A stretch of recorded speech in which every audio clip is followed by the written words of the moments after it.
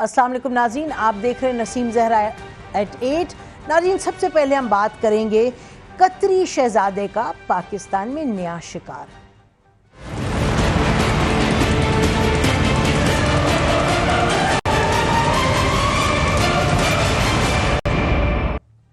फिर बात होगी नाज़रीन, पनामा केस पे क्या कमीशन बनाना चाहिए।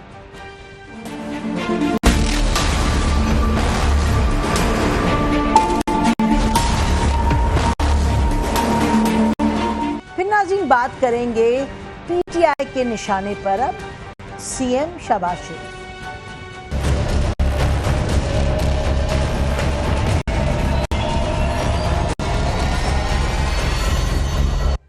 फिर नाज़रीन आखिर में जिक्र करेंगे आलमी दिन खुसूसी लोगों का और पाकिस्तान।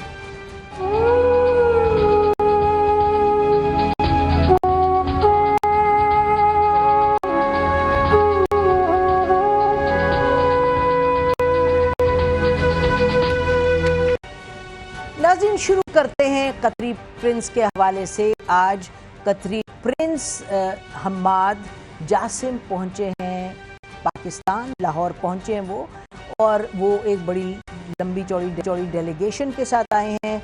लाहौर वो पहुंचे और लाहौर में उनका शानदार इस्तकबाल किया गया। एक पंजाब के चीफ मिनिस्टर भी पहुंचे वहाँ, और उनके साथ साथ प्राइम मिनिस्टर के साहबजादे हसन नवाज साहब भी पहुंचे। हमने कहा कि इससे पहले कि हम आपसे बात करें इसके बारे में, हमने कोशिश की। पहले तो हमने फॉरेन ऑफिस के स्पोक्स पर्सन साहब से बात की। उनसे हमने पूछा कि जी ये डेलीगेशन आया, कुछ आपको इसके बारे में मालूम है? उन्होंने कहा जी नहीं मालूम, आप ज़रा बता दें कौन आया, फिर मैं पूछ करके बताता हूँ। लेकिन अभी तक हमें उनकी तरफ से कोई जवाब नहीं आया। फिर हमने कतरी एम्बेसी फ़ोन किया, हमने कहा उनसे पूछें कि जी डेलीगेशन क्यों आया है। तो उधर जो एम्बेसडर के ऑफिस में जिन साहबा ने फ़ोन उठाया, उन्होंने कहा जी एम्बेसी बंद है, हम कुछ नहीं कह सकते। फिर हमें आपने देखा कि एक और टेलीविज़न नेटवर्क पे एक्सप्रेस पे ये खबर चली कि वो प्रिंस जासिम खुद भी आए हैं, और ये भी खबर चली कि उन्होंने मरियम नवाज साहिबा से मुलाकात की ख्वाहिश जाहिर की है, और अब शायद मुलाकात हो। तो ये जो कतरी प्रिंस का आना है वो उसकी अहमियत क्यों है? उसकी अहमियत इसलिए है क्योंकि नवंबर 5 को आपको मालूम है कि एकदम एक, जैसे कहते हैं कि अपने एक जादू की छड़ी के ज़रिए ख़त इमर्ज हुआ वहाँ सुप्रीम कोर्ट नवंबर 15 को एक ख़त इमर्ज किया, और प्राइम मिनिस्टर के ख़ानदान के जो वकील थे उन्होंने कहा जी आप पूछ रहे हैं पैसे कहाँ से आए, पैसे कहाँ से? नहीं जी पैसे यहाँ से आए। वो कतरी प्रिंस का इनका ख़त था जिसमें उन्होंने कहा गया कि मेरे ख़ानदान के और मियां शरीफ साहब के बड़े मरासिम थे पुराने, और फिर पूरा ख़त में जो भी जिक्र हुआ, और ये लुबे लुबाब ये था कि कतरी ख़ानदान के साथ शरीफ ख़ानदान की बिजनेस थी, जिसके नतीजे में बिजनेस की सेटलमेंट जब हुई तो फिर ये जो फ्लैट्स हैं, जो 4 फ्लैट्स हैं लंदन में पार्कलैंड के, उस सेटलमेंट में ये फ्लैट्स उनको मिले गए। लेकिन आपको ये भी मालूम है कि जो अभी पीछे जब सुप्रीम कोर्ट की हियरिंग हुई तो उस हवाले से जो बेंच के जो जजेस के रिमार्क थे उस खत के हवाले से बड़े अहम थे। तो देखिएगा, सबसे पहले तो ये बात बड़ी क्लियर की गई, कोर्ट ने नाज़रीन बार बार ये कहा है कि इस वक्त तनाज़ा जो है वो मनी ट्रेल का है, यानी कि पैसे कहाँ से आए ये जो पार्कलैंड के फ्लैट्स उनको खरीदने में, और ये कहा जस्टिस आसिफ सईद खोसा साहब ने। उसके बाद ये भी कहा गया कि दुबई और सऊदी बैंकों से कर्जा कैसे लिया गया और इसके जो सबूत है वो मौजूद नहीं है, ये जस्टिस शेख अजमत सईद साहब ने कहा। फिर जब अगर आप कतरी खत पे आए तो ये जो कतरी एक जादू के तरीके से कहीं से खत आगे पहुंच गया, और वो खत नाज़रीन जिस पर ना कोई नाम है, ना कोई पता, ना कोई डेट, ना कुछ, उसमें ये कहा गया कि कतरी शहजादे के खत का जो खत है वो तस्दीक शुदा नहीं है, ये जस्टिस अजमत सईद साहब ने कहा। उन्होंने ये भी कहा कि इस खत पे कोई ना पता है ना एड्रेस, कुछ नहीं है। जस्टिस अजमत सईद की ऑब्जर्वेशन थी। और फिर उन्होंने ये भी कहा, बड़ी इंटरेस्टिंग बात थी, उन्होंने जो वकील हैं पीटीआई की तरफ से उनको ये कहा नहीं, खालिद साहब ने जब ज़्यादा बात करने की कोशिश की तो उन्होंने कहा जस्टिस अजमत सईद साहब ने कि देखिए जब इस खत तस्दीक शुदा ही नहीं, खत ज़्यादा बात क्यों कर रहे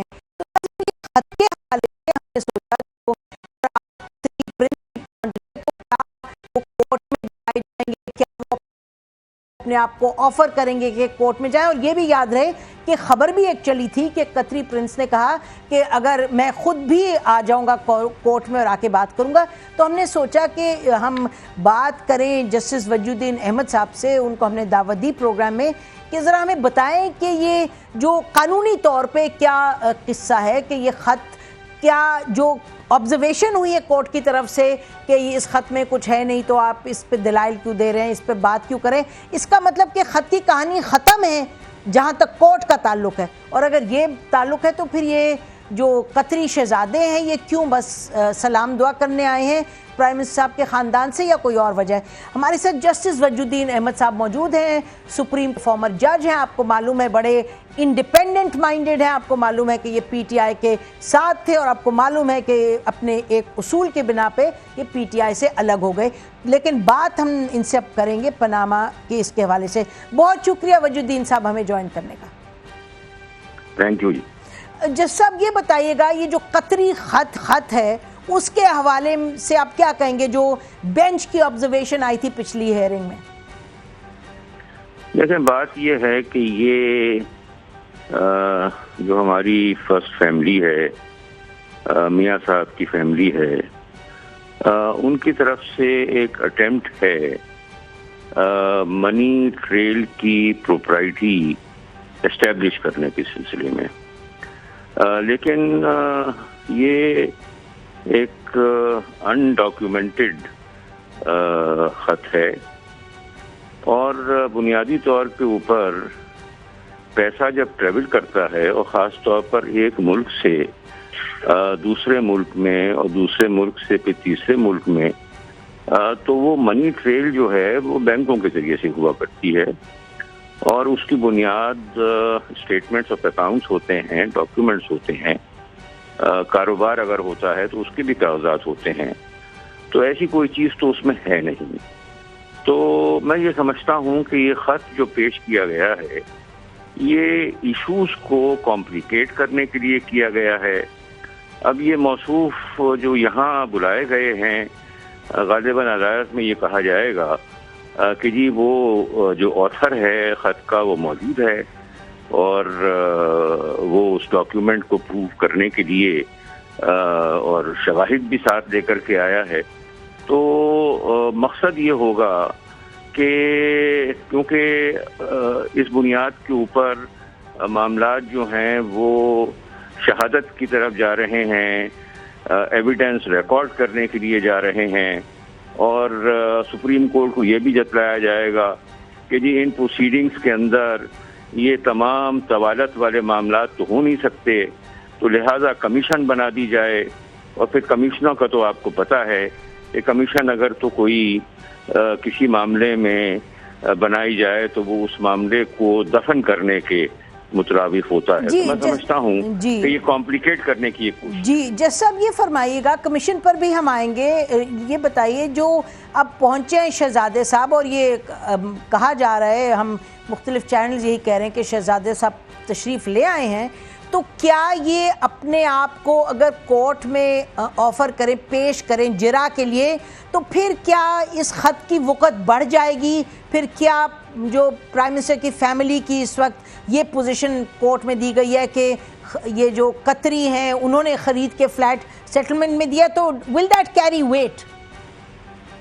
देखें, बात ये है कि अगर ये अपने आप को एविडेंस के लिए पेश करते हैं और सुप्रीम कोर्ट जैसे आपको पता है एपेक्स कोर्ट है और उनकी जिम्मेदारी है कंप्लीट जस्टिस करने की, तो वो अगर इनसे कहते हैं कि बेशक अगर आप ने ये डॉक्यूमेंट ऑथर किया है, आप आए हैं, तो आप बिल्कुल विटनेस बॉक्स में आइए, जो सपोर्टिंग मटेरियल है वो आप पेश कीजिए और फिर आप जिराह के लिए या क्रॉस एग्जामिनेशन के वास्ते तैयार रहिए। जी तो मैं समझता हूँ कि जिस वक्त के वो स्टेज आएगा तो इनका सारा जो स्टैंड है वो कोलैप्स कर जाना है और सारी चीज़ें हवा में उड़ जानी है।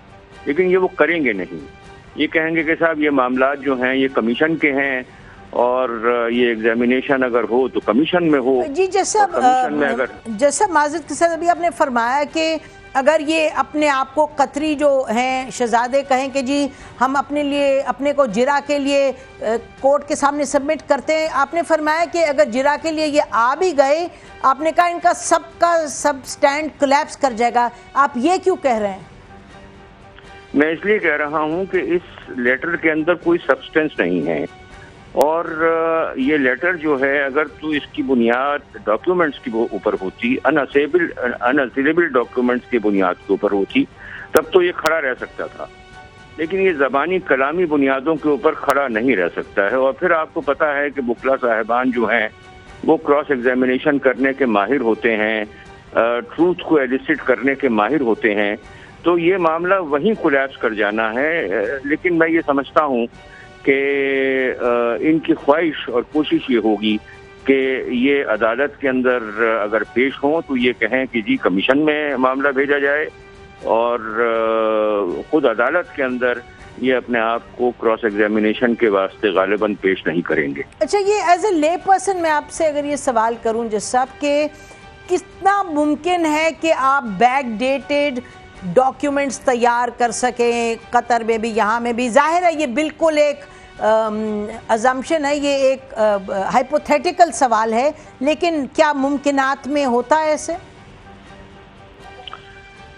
जी बिल्कुल होता है, लेकिन मैं समझता हूँ कि मैं कोई फोरेंसिक एक्सपर्ट नहीं हूँ, लेकिन अगर खुदा न खास्ता इस तरह की एफर्ट हो कि डॉक्यूमेंट्री एविडेंस मैन्युफैक्चर करने की कोशिश की जाए, तो ऑब्वियसली बैंक्स के रिकॉर्ड्स टेम्पर होंगे, और वो सारे रिकॉर्ड्स जो हैं वो उनको सिंक्रोनाइज करना होता है। दिन के आखिर के अंदर हर बैंक को बताना होता है कि जी इतने पैसे हमने बाहर दिए, इतने पैसे हमने वसूल किए, और सारी चीज़ें जो हैं उनको बैलेंस करना होता है। तो मैं समझता हूँ कि अगर तो खुदा न खास्ता इस तरह की कोशिश हुई तो वो फॉरेंसिक एक्सपर्ट जो हैं वो इस तरह की कोशिश को डिमोलिश करने में कामयाब हो जाएंगे। जी जैसा ये इन्होंने कहा अपने ख़त में, इन्होंने जो हैं शहजादे साहब, उन्होंने ये कहा कि जी 80 की दिहाई में ये तमाम बिजनेस शुरू हुआ, तो अगर ये शरीफ ख़ानदान के लॉयर ये प्ली लें कि जी 80 की दिहाई में इतनी डॉक्यूमेंटेशन नहीं होती थी, तो हम ये एक्सेप्ट कर लेते हैं कि डॉक्यूमेंटेड नहीं था लेकिन हमने पैसा भिजवाया, तो इस तरह की आर्ग्यूमेंट में what weight will it carry in court? नहीं, मैं नहीं समझता कि इसमें कोई वेट होगा, क्योंकि ये जो बैंक ट्रांसफर्स जो हैं ये तो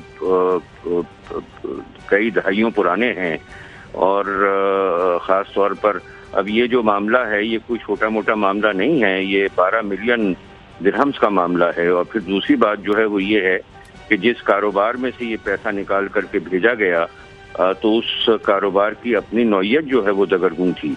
तो ये कोई इतने आसान मामलात नहीं है, यहाँ पर 2 और 2 जोड़ने पड़ते हैं, और उसका नतीजा सिर्फ 4 होता है, 5 नहीं होता। जी बहुत शुक्रिया जैसा आप हमारे साथ रहिएगा।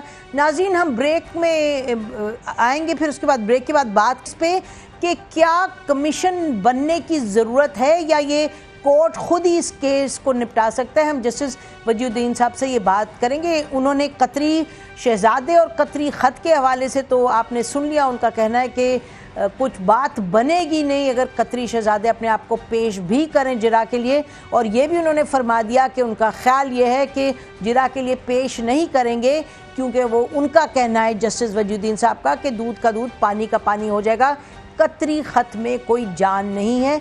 ब्रेक लेते हैं नाज़रीन, ब्रेक के बाद वापस आएंगे और बात करेंगे कमीशन के हवाले से। बहुत बड़ा सवाल है, ये कहा जा रहा है कि पीटीआई चाहती है कमीशन ना बने, और ये जहाँ तक पीएमएलएन का जहाँ तक शरीफ ख़ानदान का ताल्लुक़ है उनका ख्याल है कि कमीशन बनना चाहिए। तो बनने की ज़रूरत है भी या नहीं? स्टे विद अस, इस पर बात करें।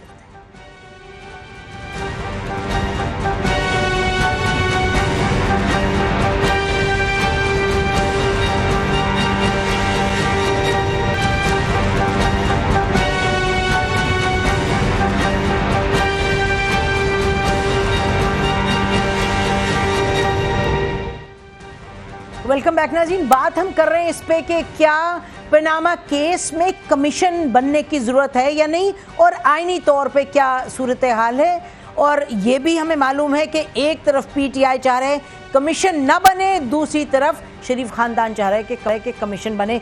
हमारे साथ जस्टिस वजूद्दीन साहब हैं प्रोग्राम में, नाज़रीन उन्हीं से पूछते हैं। जस्ट साहब ये बताइएगा कि आइन का आर्टिकल 187 तो कहता है कि कोर्ट के पास पूरा अख्तियार है टू डू जस्टिस और कोई भी चीज़ उसको रोक नहीं सकती, तो फिर ये क्यों हो कि अगर जो है बेंच वो तय करे कि कमीशन बने? Why should the bench even think of a commission? जी बिल्कुल, आपने दुरुस्त फरमाया। ये मुल्क हाईएस्ट कोर्ट है, एपेक्स कोर्ट है, और उसको कंप्लीट जस्टिस करने की पावर्स हैं।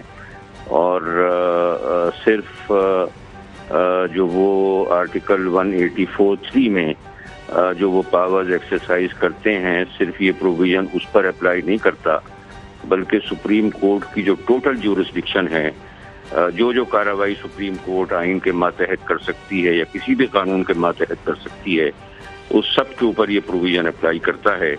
और मैं नहीं समझता कि एक इतने अहम केस में, जिसमें कि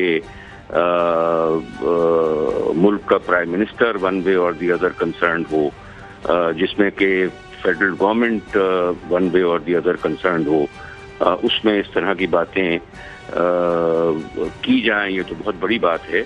ऐसी बातें सोचनी भी नहीं चाहिए कि अगर तो ये मामला जो हैं इनका फैसला होना है तो इनका फैसला सुप्रीम कोर्ट की प्रिसिंक्ट्स में होना चाहिए और सुप्रीम कोर्ट के जजेस को करना चाहिए। मैं तो इस बात के ऊपर भी मुझे रिजर्वेशंस हैं कि ये 5 जजों की बेंच क्यों बनाई गई। एक जज साहब मुस्तीफा हो गए हैं तो गालिबन ये 16 जजों की बेंच बन सकती थी। ये तो इतना अहम मामला था, और उसके नतीजे के अंदर ये है कि उनको ये हैंडल मिल गया कि वो कॉन्स्टिट्यूशनल अमेंडमेंट ला करके एपेक्स कोर्ट को भी एक सबऑर्डिनेट कोर्ट बना दें, और जो भी फैसला 5 जजों का है उसकी अपील जो है वो बकिया जजेस के पास, जो कंपैरेटिवली जूनियर जजेस हैं, उनके पास जाए। तो मैं समझता हूं कि ये केस तो 5 जजों की बजाय सारों ने सुनना था, और ये सुप्रीम कोर्ट की प्रिसिंक्ट में सुना जाना चाहिए। इसमें तो किसी किस्म की कोई कमीशन, कोई फर्दर रेफरेंस का क्वेश्चन ही पैदा नहीं होता।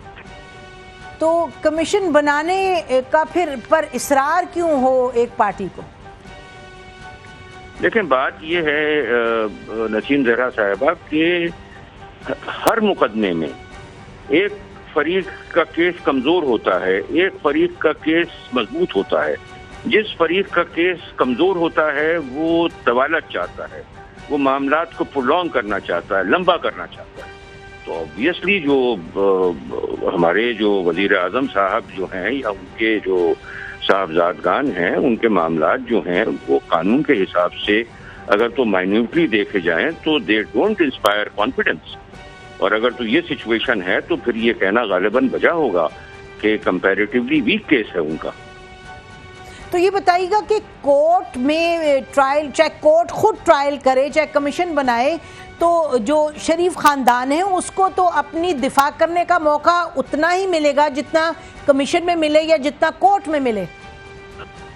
ज्यादा मौका अदालत में मिलेगा। खुद ही कोर्ट में प्रोसीडिंग्स होंगी, उनको टाइम दिया जाएगा, और टाइम एक्चुअली दिया जा भी चुका है। हर फरीक को टाइम दिया जा चुका है कि आप जो डॉक्यूमेंट्री मटेरियल सबमिट करना चाहते हैं वो सबमिट करें, जो रिकॉर्ड आप सब लाना चाहते हैं वो आप लेकर के आएं। और ऑब्वियसली जिसने जो रिकॉर्ड लाना था वो लाया जा चुका है। तो मैं समझता हूं कि वो जो आपने एक सवाल किया था कि जी वो बैंक के डॉक्यूमेंट्स मैन्युफैक्चर हो सकते हैं या नहीं हो सकते हैं, तो अगर तो इस स्टेज के ऊपर कोई बैंक के डॉक्यूमेंट्स नमूदार होते हैं तो वो हाईली सस्पिशियस हो जाएंगे कि जब आपके पास ये डॉक्यूमेंट्स पहले से मौजूद थे और ये क्रूशल डॉक्यूमेंट्स थे तो ये आपने कहाँ रखे हुए थे, तो वो डॉक्यूमेंट्स के बारे में भी सस्पिशन अराइज हो जाएगा। तो मैं समझता हूँ कि बेहतर यही है, मुल्क के लिए बेहतर यही है, अदालत की अपनी साख के लिए भी बेहतर यही है कि इस मामलात को अदालत के ही अहाते में सेटल होना चाहिए। अच्छा, आपने अदालत की साख की बात की। ये पहले रोज़ हम भी मौजूद थे जब केस की पहली हियरिंग थी, तो जो जज साहिबान हैं उन्होंने तो कोई कसर नहीं छोड़ी, बड़े उन्होंने क्लियरली कह दिया वो कितना इस केस को अहम समझते हैं और केस पे हियरिंग वगैरह भी हो रही है। लेकिन बड़े अफसोस से ये कहना पड़ता है कि जस्टिस साहब, अगर आप लोगों से बात करें आम, तो कुछ लोगों की बड़ी रिजर्वेशंस हैं सुप्रीम कोर्ट, एक सिनिसिज्म है कि जी ये नवाज शरीफ साहब का केस है तो जाहिर है इस पे जो कोर्ट है वो मुझे आपकी आवाज बहुत कट कर आ रही है एंड जी अब आ रही है जी आवाज? जी अब कुछ बेहतर। अच्छा जी, मैं ये कह रही हूँ कि जो जजेस हैं, जो कोर्ट है, उसने तो बड़ी पहले दिन से क्लियर किया है कि वो कितना केस को सीरियसली देख रहे हैं और उसकी अहमियत भी समझते हैं। लेकिन क्यों आपको रिजर्वेशन कभी लोगों से मिले तो उनको लगता है कि जी नहीं। Again your voice is fluctuating. अच्छा जी, ये बताइएगा कि कोर्ट्स के हवाले से लोगों में रिजर्वेशंस क्यों हैं कि कोर्ट जो है नवाज शरीफ साहब का केस है तो जरा थोड़ा सा शायद गुंजाइश छोड़े?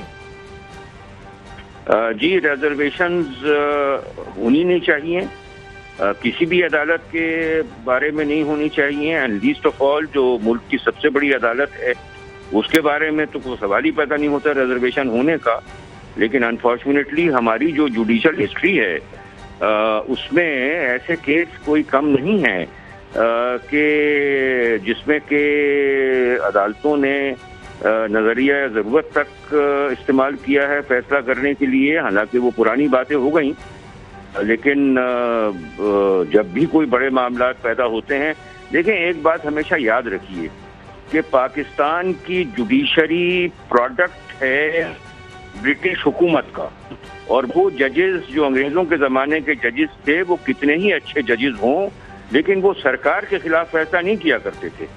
तो ये जो हमारी अदालतें हैं, ये इनका जो इब्तिदा है, जो एवोल्यूशन है, वो ब्रिटिश इंडिया के ज़माने का है। और हमको कोशिश ये करनी चाहिए कि हम उस ज़माने को पीछे छोड़ जाएं और हम कॉन्स्टिट्यूशन की हुक्मरानी जो है उसको एश्योर करें। और वही एक्सपेक्टेशन है सुप्रीम कोर्ट से, क्या जितनी भी मुल्क की अदालतें हैं सबसे। बिल्कुल बिल्कुल, बहुत शुक्रिया हमसे बात करने का जस्टिस वजूद्दीन साहब। नाज़रीन, आपने सुना जस्टिस वजूद्दीन साहब ने दो टोक अल्फाज में कहा कमीशन बनने की ज़रूरत वो समझते हैं कि नहीं है। बिल्कुल, केस की अहमियत ऐसी है कि 5 मेंबर क्या, ये तो कह रहे हैं कि फुल कोर्ट को चाहिए था कि फुल बेंच होता जो हियरिंग इसकी सुनता। और उन्होंने साथ ये भी फरमा दिया कि रिजर्वेशंस नहीं होनी चाहिए। ये जो मुल्क की सबसे आला अदालत है और आला अदालत से ज़ाहिर नाज़रीन एक्सपेक्टेशंस भी हैं। और इस वक्त अब हम ब्रेक लेते हैं नाज़रीन, ब्रेक के बाद वापस आएंगे और फिर हम बात करेंगे फवाद चौधरी से, पीटीआई के स्पोक्स पर्सन हैं, कि अब नवाज शरीफ साहब के बाद शहबाज शरीफ साहब को क्यों निशाने पे डाला है पीटीआई ने। Stay with us.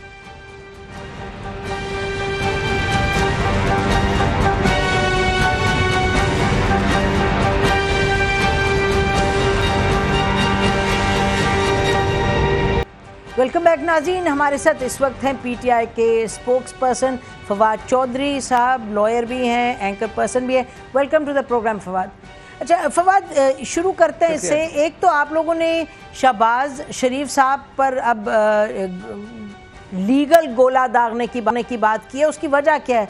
क्या केस इसमें आपको जान नहीं नज़र आ रही जो फेडरल लेवल पे केस कर रहे हैं सुप्रीम कोर्ट में? What's the reason? देखिए, जो केस इस वक्त पनामा पेपर्स का वहाँ पर है, उसमें कुछ डेवलपमेंट्स हैं।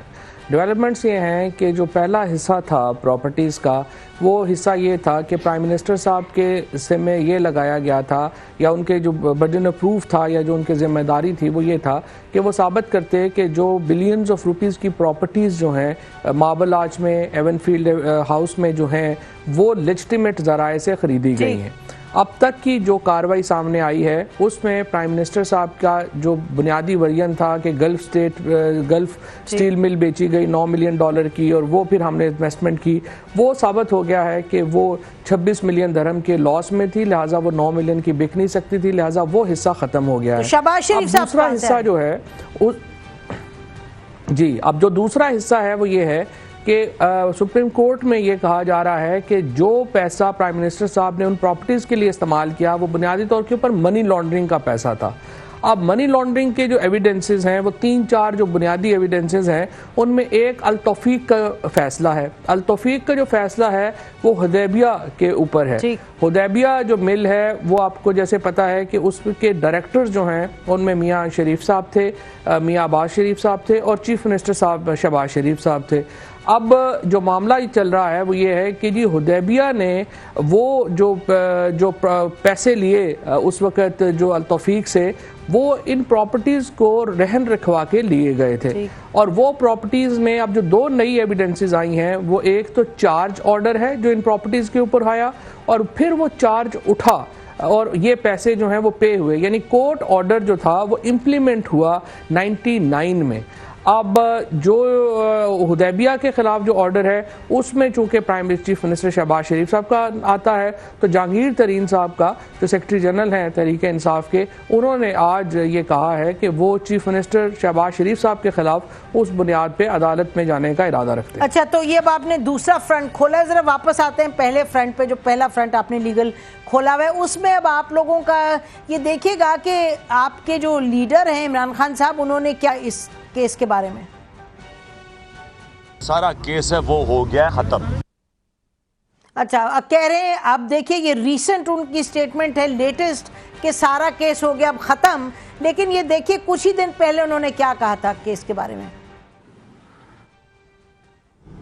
सुप्रीम कोर्ट जाने, हम मदद करेंगे सुप्रीम कोर्ट की, और नवाज शरीफ जाने, हमने अपनी पूरी कोशिश की है, यही हम कर सकते हैं। इसके आगे तो हम सिर्फ बंदूक उठाएं और खूनी इनकलाब की तरफ जाएं। खान साहब बैरिस्टर हैं।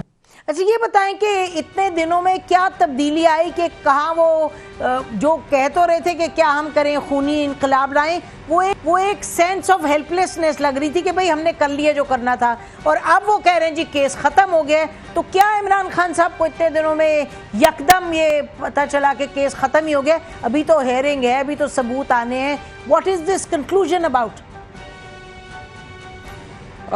उसमें हमारी मदद के लिए जो है वो अकरम शेख साहब और सलमान भट्ट साहब जो लॉयर हैं नवाज शरीफ साहब के, they were very kind to us, और उन्होंने जो एविडेंसेस लगाई अपने मुकदमे में, उन्होंने इसमें इतनी बड़ी शहादतें प्रोड्यूस कर दी जिसके बाद इमरान खान साहब का ये कहना कि हमारे हद तक केस ख़त्म हो गया है उसमें बड़ा वज़न आ जाता है। जो मैंने अभी आपको बताया कि गल्फ स्टेट जिसके ऊपर प्राइम मिनिस्टर साहब ने, जो आपको याद होगा कि कौम से 2 खिताब किए और नेशनल असम्बली से खिताब किया और फिर हाई कोर्ट में अपना वर्जन दिया, 3 डिफरेंट वर्जन्स प्राइम मिनिस्टर साहब की तरफ से आए थे। पहला वर्जन ये था कि हमने गल्फ स्टील बेची, वो पैसों से हमने प्रॉपर्टीज खरीदी। दूसरा वर्जन आया कि हमने दुबई में उससे जो है वो सऊदीया में हमने स्टील मिल लगाई, फिर वो स्टील मिल लगाई बेची और उससे हमने ये सारा लिया। फिर अब कोर्ट में तीसरा वर्जन आया कि कतरी हमने इन्वेस्टमेंट की, कोई वहाँ पे साहब है उनके साथ हमने जो है वो ये इन्वेस्टमेंट की और उससे हमने ये प्रॉपर्टीज खरीदी। अब मामला ये हुआ कि जो एविडेंस उन्होंने पेपर साथ लगाए उनमें ये भी उन्होंने चीज़ लगा दी कि जो गल्फ स्टेट जब बिकी थी तो उस वक्त वो 26 मिलियन दरहम के लॉसेस में थी, लाइबिलिटीज में थी, और उससे उनका अपना सारा केस जो है वो गिर गया। दूसरा उन्होंने ये किया कि जो मरियम नवाज शरीफ साहिबा की जो ट्रस्ट डी थी, आपको मालूम है कि जो एम्फेसिस था मरियम बीबी का वो ये था कि वो बेनिफिशियरी ओनर नहीं है, वो ट्रस्टी हैं।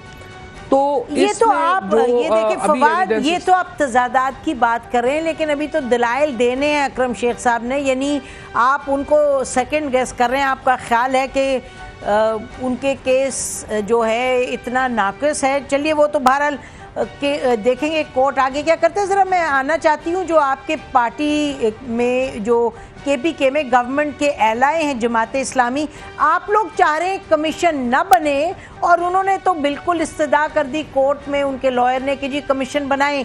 तो क्या are you parting ways on this issue?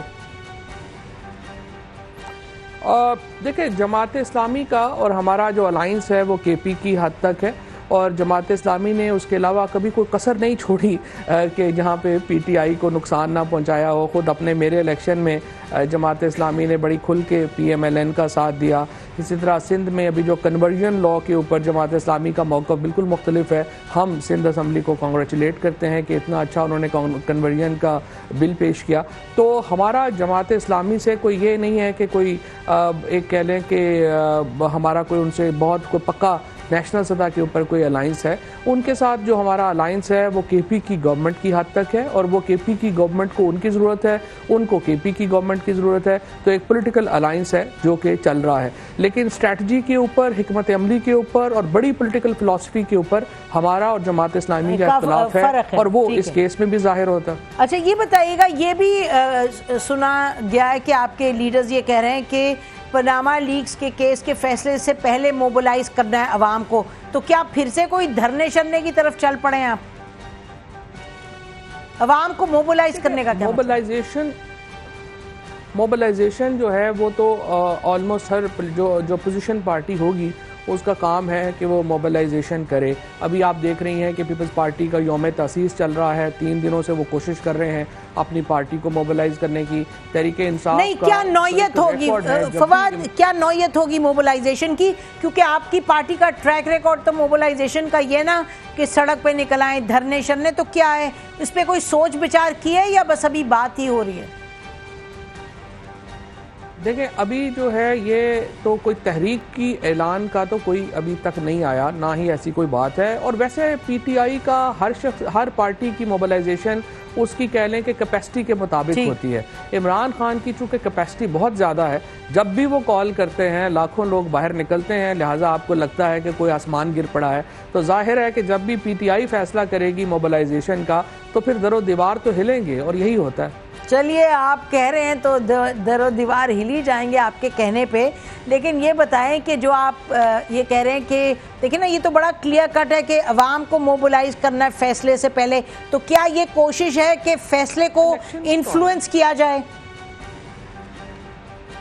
देखिए, पहली बात तो ये है कि इलेक्शन जो है वो भी तो आ रहा है ना। अब इलेक्शन का एक ये आखिरी साल शुरू हो गया है और उसमें जाहिर है कि आपने अपनी जो कॉन्स्टिट्यूंसीज हैं, जो इलेक्टोरल पॉलिटिक्स है, उसकी तरफ भी आपने जाना है और आपने अपने इलेक्शन की तैयारी भी करनी है। मोबिलाइजेशन जो है, आप को क्या लगता है कि क्या पॉलिटिकल पार्टी को लोगों को अपने साथ शामिल नहीं करना चाहिए? किसी भी पॉलिटिकल पार्टी की जो असल स्ट्रेंथ है वो तो उसके सपोर्टर्स हैं। चौधरी साहब, तरीके होते हैं शामिल करने के। आप लोगों का पसंदीदा तरीका धरना है, और धरने के बाद फिर बहुत से सवालात उठते हैं, इसलिए आपसे पूछा जा रहा है। ये बताएं कि आप मोबिलाइज कर रहे हैं, लेकिन जंग में जो आप चौथे नंबर पे आए हैं, 2800 के करीब वोट्स हैं, ये आपको क्या बताती है पार्टी के बारे में? मेरा ख्याल है लोकल डायनामिक्स हैं जंग के। उससे पहले के इलेक्शंस अगर आप देखें, चीचावतनी का देखें, हमारा जेलम का देखें, इसके अलावा जितने भी इलेक्शंस हुए हैं उनमें आप तहरीक इंसाफ का देखेंगे तो बड़ा करीब रहा है मामला। जंग के मामले में जो है वो थोड़ा लोकल डायनामिक्स थे। इसी तरह से जो पीपल्स पार्टी और PMLN तो वहाँ से सीट जीती हुई थी, आपको पता है, और वो इलेक्शन जो है वो PMLN जो है वो इलेक्शन हार गई। और उसका जो जंग की ये जो कॉन्स्टिट्यूंसी है, इसके लोकल डायनामिक्स को आप बिल्कुल भी एक उसमें नहीं टेस्ट केस नहीं बना सकते। लेकिन किस्सा ही भाई इलेक्शंस का लोकल डायनामिक्स होता है। फवाद चौधरी साहब, आप तो जानते हैं कि this is what it is ultimately.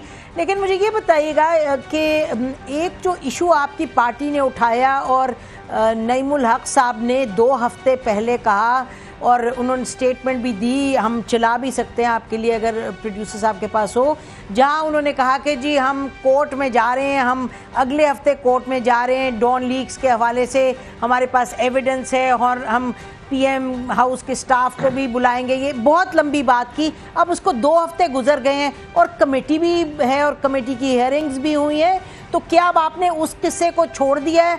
आपको ये समझ आ गई कि जो कमेटी बनी वो ठीक बनी? देखिए, हमारा जो मकसद है या बात है, पहली बात तो यह है कि डॉन लीक्स का जो मामला था उसके ऊपर जो आर्मी का इंस्टीट्यूशन था उन्होंने सबसे पहले बात की थी, और उनके जो मेन बुनियादी तौर के ऊपर जो कंसर्न थे वो आर्मी चीफ जनरल राहील शरीफ ने उठाए थे, उन्होंने बात की थी। और हम ये समझते थे कि जो कंसर्न्स उन्होंने उठाए हैं या फ़ौज ने जिस तरीके से या जिस तरह का उसका रिपोर्टिंग का मामला था, उसमें सीरियस इश्यूज इन्वॉल्व थे। अब इसके ऊपर जो है वो कमेटी जो है वो बनाई गई है। कमेटीज़ और कमीशंस की जो रवायत रही है PMLN की गवर्नमेंट की, वो यही रही है कि उससे कुछ निकला नहीं है, और हम शुरू से ये कह रहे हैं कि इससे कुछ निकलेगा नहीं।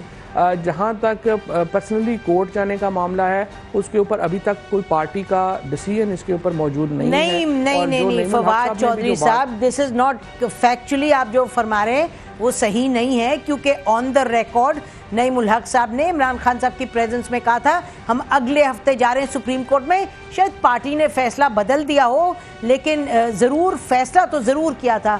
हमारी तरफ से नाज़रीन इस सेगमेंट के लिए इतना ही। फवाद चौधरी साहब आपका बहुत नाज़रीन, आपने सुना कि फवाद चौधरी साहब कह रहे हैं कि मोबिलाइज करेंगे, लेकिन मोबिलाइजेशन की नौयत क्या होगी उसके बारे में उन्होंने अभी कुछ नहीं कहा। उन्होंने कहा इलेक्शंस की भी तैयारी करनी है। ये भी याद रहे कि जहांगीर तरीन साहब ने कुछ ही अरसे पहले ये कहा है कि इलेक्शंस की अब तैयारी की ज़रूरत भी है, लेकिन कौन से इलेक्शंस, कहाँ किसको इलेक्शंस नज़र आ रहे हैं वो तो अपनी अपनी बात है। उधर से पीपल्स पार्टी भी अपने आप को मोबिलाइज कर रही है, वो 2018 को देख रही है, और PTI जो कह रही है उनको शायद जल्दी नज़र आ रहे हैं इलेक्शंस। सब के सब जो नाजरीन, हर चीज़ का इन्हिसार बहुत हद तक पनामा लीक्स का जो केस इस वक्त कोर्ट में हो रहा है उस पर है। नाज़रीन, हम ब्रेक लेते हैं, ब्रेक के बाद आएंगे और एक बहुत अहम बात करेंगे। पाकिस्तान में आज जो आलमी दिन है ख़ास लोगों का, वो किस तरीके से मनाया जा रहा है और क्या कमी पेशी रह गई है हमारे तरफ से बहैसियत एक मुल्क, हुकूमत और जो शहरी हैं उनकी तरफ से, जहाँ तक ख़ुसूसी लोगों का ताल्लुक है। Stay with us.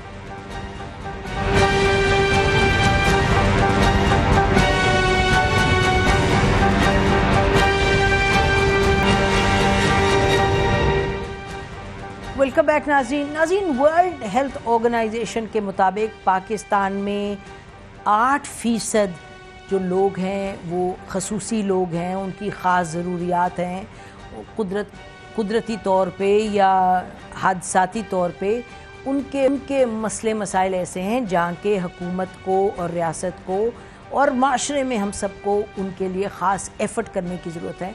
लेकिन पाकिस्तान में जो मसलन कोटा जो है नौकरी का, वो 1% रखा गया खसूसी लोगों के लिए। यहाँ खसूसी लोगों के लिए डेटा बैंक नहीं है, कुछ मालूम नहीं, इन लोगों की जो इनलिस्टिंग है वो नहीं हुई हुई, डेटा बैंक तक मौजूद नहीं। ये छोटी छोटी बातें बहुत अहम है पाकिस्तान की 8% आबादी के लिए। इसी हवाले से हमने दावत दी अपने प्रोग्राम में। महमूदुल हसन साहब खलील हैं, चिरार हैं, समाजी कारकुन हैं, पॉडकास्ट के CEO हैं, बहरिया स्कूल में पढ़ाते हैं, तो हमने सोचा कि इन्हीं से बात करें। शुक्रिया महमूदुल हसन साहब हमसे बात करने का। बहुत शुक्रिया नसीम जी। ये बताइएगा कि बहैसियत एक ख़ास इंसान के, खसूसी शख्सियत के, ये क्या आपको लगता है कि पाकिस्तान में किस चीज़ की कमी है? हुकूमत के हवाले से बताइएगा। मेरा ख्याल है सबसे पहले तो हमें ये अंडरस्टैंड करना पड़ेगा कि पॉलिसी हमने बनानी है। हम अभी तक सिर्फ वो उन पॉलिसीज पे अमल कर रहे हैं जो हमें दुनिया, रेस्ट ऑफ द वर्ल्ड देती है। अभी आपने खुद जो अदाद-ओ-शुमार बयान किए वो वर्ल्ड हेल्थ ऑर्गेनाइजेशन के हैं, हमारे पास अपने कोई अदाद-ओ-शुमार नहीं है। तो हमें पॉलिसी चाहिए, और वो पॉलिसी एक दफ़ा सिर्फ 1% कोटा बना 1981 या 82 में मरहूम ज़ियाउल हक साहब ने वो मुकर्रर किया, और वो भी इसलिए कि उनकी अपनी साहबजादी जो थी वो उन खुसूसी अफराद में उनका शुमार था। तो हमें इस पे एक विल रिक्वायर्ड है कि हम कुछ फैसला करें कि हमने इन 8% लोगों को पॉजिटिव सिटीजन्स बनाना है, इकोनॉमिक्स, अपने मुल्क की इक़्तिसादियात में इनका हिस्सा डालना है। और फिर अगर ये काम करेंगे और ठीक तरह से काम करेंगे और उससे पहले ये तालीम हासिल कर पाएंगे, उसके साथ साथ ये टेक्नोलॉजी के साथ अपने आप को एसोसिएट कर पाएंगे, तो फिर ये 8% लोग जो हैं ये इस मुआशरे पे और हमारी इक़्तिसादियात पे कोई बोझ नहीं बनेंगे। अगर हम ये फैसला कर लें तो फिर हम यकीनन कुछ बेहतर स्टैटिस्टिक्स हमारे सामने आएंगे। मुझे यूनिवर्सिटी में पढ़ाते हुए नसीम